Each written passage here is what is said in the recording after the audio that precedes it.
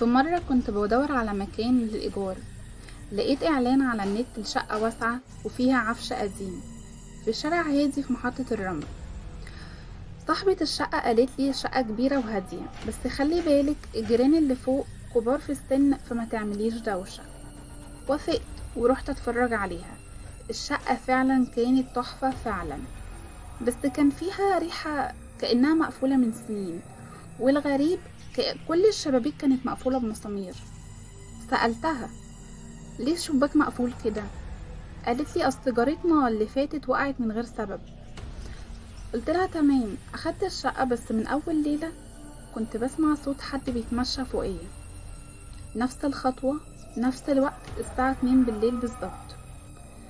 وفي 3 ايام لقيت جواب كده متسحب تحت بابي مكتوب فيه انتي سامعاه ما ترديش.